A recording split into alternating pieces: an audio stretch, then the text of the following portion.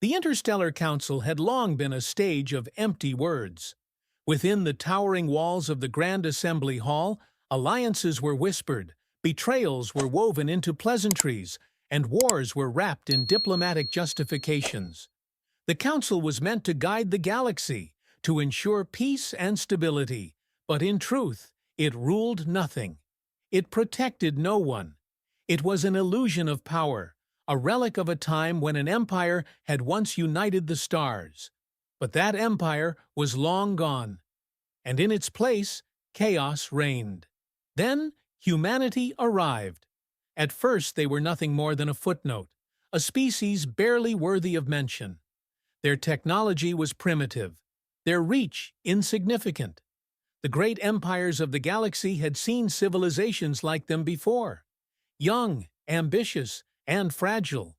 They had all been absorbed or erased, their resources claimed by the stronger powers that had carved up the stars. The Trell Dominion was the first to take notice. For centuries, they had expanded their influence by subjugating newly discovered species, bending them to their will, stripping them of identity, and using them to fuel the Dominion's endless hunger for growth. When they set their sights on humanity, they expected little resistance. Their fleets descended upon the Sol system, gleaming vessels of crystalline perfection, armed with weapons that had shattered entire armadas. They did not send ambassadors. They did not offer terms. They came as they always had, with overwhelming force and the certainty of victory. But humanity did not bow. The first battle should have been a swift and decisive conquest. Instead, the Trell forces found themselves facing something they had never encountered before. Ships built not for elegance, but for endurance. Instead of delicate, energy-wielding cruisers, they met walls of steel bristling with kinetic weapons, armored hulls that shrugged off their initial assault. The Dominion's shimmering energy shields, once thought impenetrable, collapsed under the relentless barrage of railgun slugs traveling at near-light speeds. The Trell learned too late that humanity fought differently. Their weapons did not slice through shields in elegant bursts of plasma. They relied on sheer, unrelenting force, mass-driven projectiles that ignored energy defenses, ripping through ships and crew alike. Where the Trell fought with precision and coordination, humanity responded with brutal efficiency. On the ground, it was worse. The Dominion's legions, clad in their shimmering battle armor, had expected another helpless species, another world to break beneath their march. Instead, they faced firepower unlike anything they had seen before. Hypersonic rounds punched through their formations before they could react. Artillery shattered their fortified positions in seconds. Their technology, their centuries of doctrine, had not prepared them for a species that refused to fight on their terms. The war was short. The Trell Dominion, undefeated for generations, was forced into retreat. Their fleets, once symbols of their invincibility, limped away from the battlefield in ruins. And for the first time in their history, they were afraid. Humanity did not pursue them. Instead, they did something even more dangerous. They reached out to the Dominion's former subjects, the species that had lived under Trell rule for centuries, stripped of their dignity and their power. But humanity did not come as conquerors. They came with an offer. The Council took notice. When humanity stepped into the Grand Assembly Hall, they did not arrive in chains nor as supplicants. They arrived as victors. And yet, they did not demand power or tribute. They did not seek dominion over those they had freed. They came to listen. Among the scattered voices of the Council were those who had long been ignored, the weak, the forgotten, those who had lived for generations beneath the boot of the great empires. For the first time, someone stood beside them, not as rulers, but as equals. The Council had always been a place where the powerful dictated the course of history. That was beginning to change. Not all welcomed this shift. There were those who still held fast to the old ways, who saw humanity not as liberators, but as a threat. And in the dark corners of the galaxy, those who had once ruled, unchallenged, watched with growing unease. Whispers spread through the council chambers like wildfire. The old empires, the ones who had built their strength on domination and control, saw the shift coming. Humanity had done what no species had ever attempted. They had shattered the illusion that the strong alone dictated the fate of the galaxy. And then, the Karani Dominion made their move.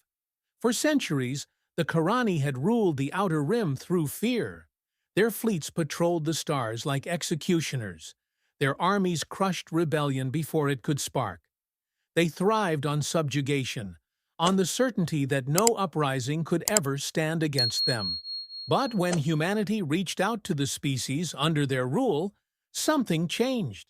For the first time in generations, the Karani faced resistance, not from a single broken people, but from an alliance of the once enslaved. The council chambers fell into silence as the Karani ambassador delivered their ultimatum. The rebellion would be crushed, their worlds burned, their people wiped from existence unless they surrendered immediately. The Karani dared the council to intervene, to defy them. Humanity answered. As the ambassador ranted about the inevitability of Karani victory, a single human stood. Commander Pablo Escobar. He did not speak with arrogance. He did not issue threats. His words were calm, measured. "Your fleets will burn," he said simply. "Not because we are stronger, not because we are more advanced, but because we stand together. And when the smoke clears, it will not be humanity you fear. It will be the galaxy you tried to break." The Karani scoffed at the idea. They had crushed countless revolts before. This would be no different. They were wrong. The war that followed was the largest the galaxy had seen in generations. The Karani expected to face scattered resistance, isolated skirmishes they could overwhelm. Instead, they found themselves fighting a united force.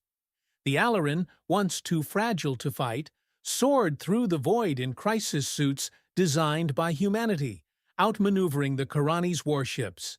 The Sonari, their voices once only capable of shaping stone, now wielded sonic projectors that shattered enemy fortresses with a single harmonic blast.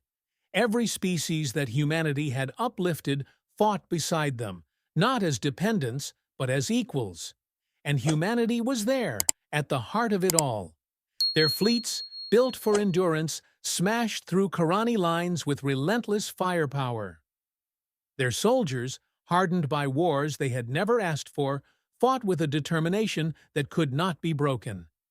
The Karani, for all their centuries of conquest, had never faced an enemy like this. They fell. One by one, their strongholds crumbled. Their fleets, once symbols of fear, were reduced to drifting wreckage. And when the last Karani warship fled the battlefield, they left behind an empire in ruins.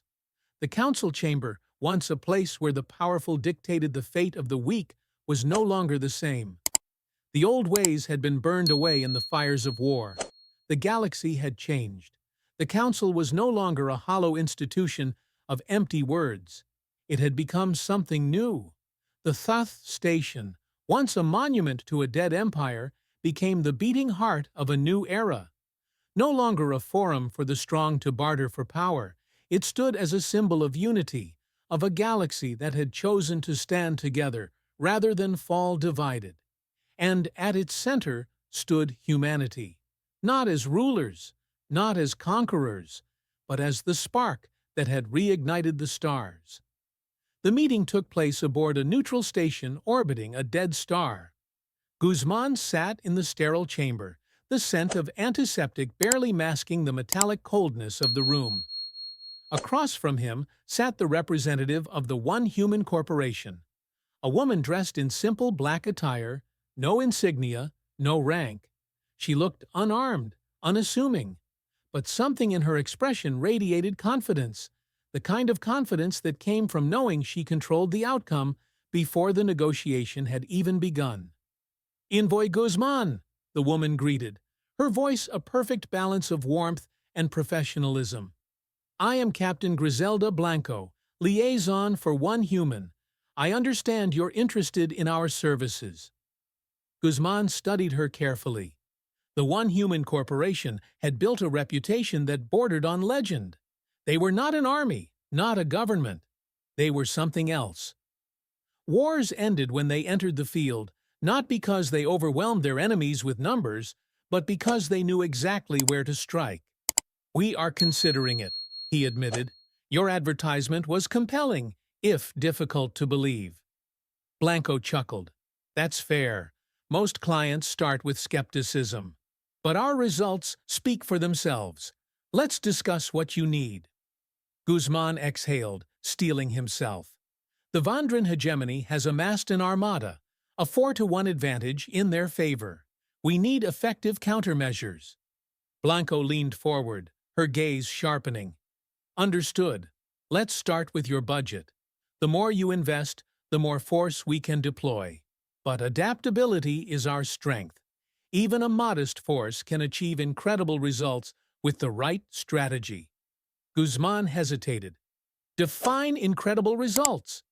Victory, Blanco said simply, with fewer casualties than you'd expect. That's what we sell. Silence filled the chamber. Finally, Guzman spoke. We have liquidated resources and diverted reserves. We can afford what your contract terms describe as a medium battle group. Blanco's face brightened. A solid choice. A medium battle group gives us flexibility. Enough assets to apply pressure where it matters without spreading too thin. Let's see. She tapped a data pad. A holographic display flickered to life, listing an array of options. Armored infantry, mechanized units, orbital assets, electronic warfare specialists. Each category was disturbingly customizable, with sub-options labeled psychological destabilization teams and precision chaos insertion squads. Here's the standard medium group, Blanco said, pointing to a balanced formation. But let me tweak this to address your specific needs. Her fingers danced across the interface. The configuration shifted. Orbital bombardment assets disappeared, replaced by stealth infiltrators. Heavy mechanized divisions gave way to small, high-mobility strike teams. A section labeled Civilian Impact Operations briefly flickered before being locked out. Guzman's expression hardened.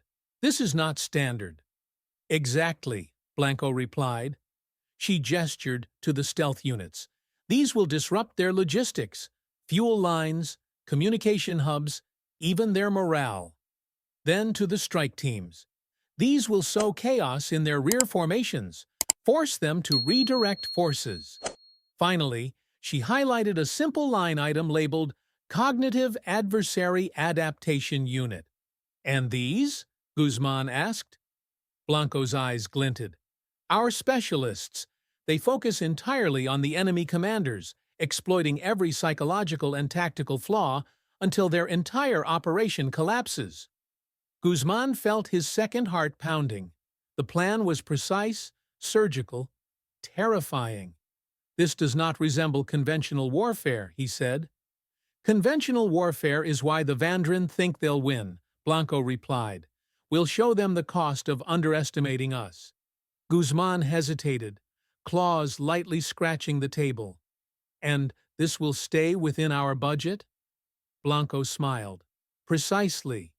You get what you pay for, envoy. And I assure you, what you're buying is more than enough to turn the tide. A long silence stretched between them.